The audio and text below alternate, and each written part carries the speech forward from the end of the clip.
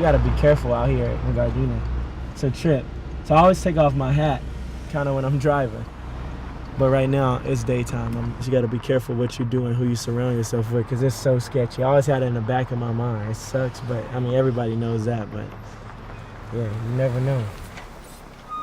I haven't really been driving this bad boy. My baby right here. I'll have a license this month sometime. Supposed to be taking my test next month. Next week. In a car and you can't even drive it around? It's actually not that bad, because like, also you just gotta have somebody that have a license and you could drive it. So I've been driving here and there, but small place like right down the street.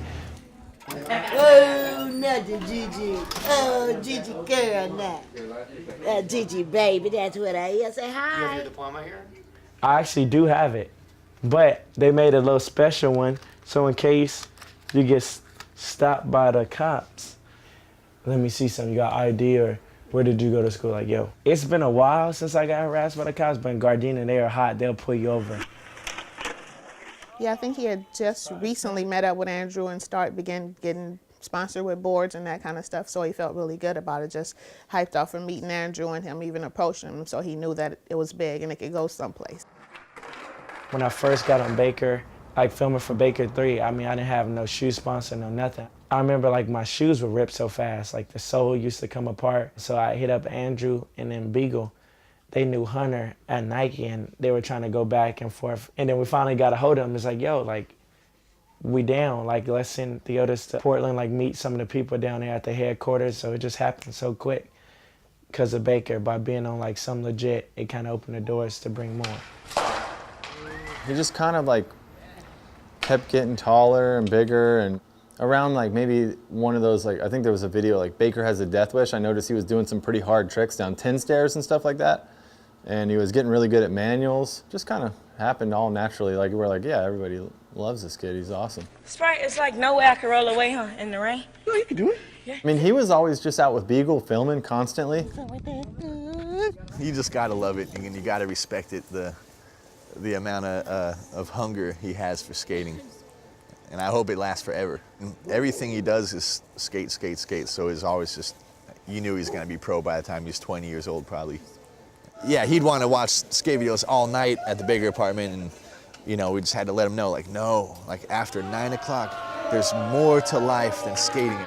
They did set a curfew at the time. I was so young, but everybody don't want to watch videos all day. It was a curfew like 10 or 11. So like I remember I had the foundation video. It was like past 11, so he went out the balcony and threw it off the balcony.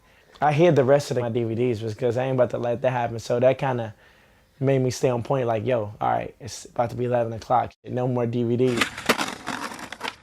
All right, this like was my first Nike ad. Kind of like once I first got on Nike, we shot that in Portland.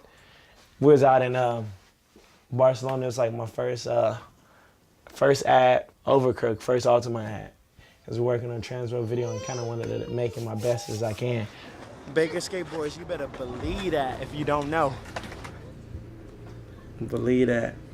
Like when me and P-Rod, we was at Dew Tour, Ocean City, Maryland, we just started saying, believe that. First board, Transworld video was the name logo. The day of the premiere, that's like my first ever board. The artist is proud! I like turned my head one way and then the crowd went crazy and I looked back and I see a board in the air, but I didn't know what to expect. It could have been anything, and they turned it to me. I'm like, wow. And I see the whole Shake Jun crew and everybody with like Shake Jun towels that said, Theotis is pro as fuck, but my whole mindset wasn't like, oh, I'm about to be pro tonight or something. I had no idea what that means. One more time, let's give it up. He's got a long career ahead of him. He's got some big shoes to fill right here, okay? Let's give it up for Theotis Beasley. Oh, they had him up on the stage and everything, and my baby sister and her husband were up there with him, and I just kept a low profile back out in the audience. And they just gave me a few boards, and I had some to take home with me. Everybody like, oh, let me get one. I'm like, oh. So didn't even take one home for me. Everybody robbed me because I'm like, yo, okay, here you go. It was hard to say no, it still is. So got robbed, and then I got a box sent to the house. And when the Transworld video came out, and all the stuff that he's just doing because he wants to work hard. I send him a text or call him and say like, damn, good job, you know, you're out there working hard, you're doing what you're supposed to do, it's awesome. He's selling the most boards at Baker because he talks to his fans and he's like, I don't know, he's doing something right. He's a good person, he's like good role model, takes care of his family and takes care of his friends, and everybody around him's got Baker boards and all the little kids in the neighborhood, and he's just, I don't know, he's just cool. He hasn't changed, and that's something that everybody says about him, that he didn't take the status or the skateboard thing and just become a new person. He's still the same little kid that they saw at the skate park, you know, with the busted shoes and hair all over the place. He's still the same. If people see him or know about him, they be like, oh, they be excited, the kids. Oh, mama, that's Theodis Beasley, he's a pro. And you know, I like that. Something to inspire them to do something nice and stay out of trouble. His whole family's proud of him. All of his friends are proud of him. He's got a fucking sexy-ass girl. He's like living life on the fast lane, but in a positive way and not taking it too far.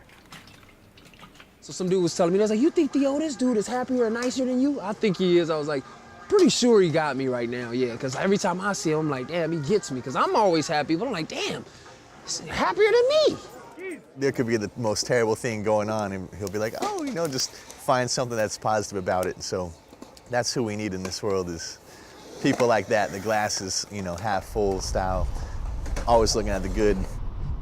Hawthorne is, for one, is homies, kind of where my stomping grounds came from, and just a great area, just to skate and just chill, enjoy life. Just to look back, I was so young and just so shy, because to talk to the boss was just crazy, but now it's just blessed to be on the same team as him. Like, he made a career for myself, and yeah, just living life is great.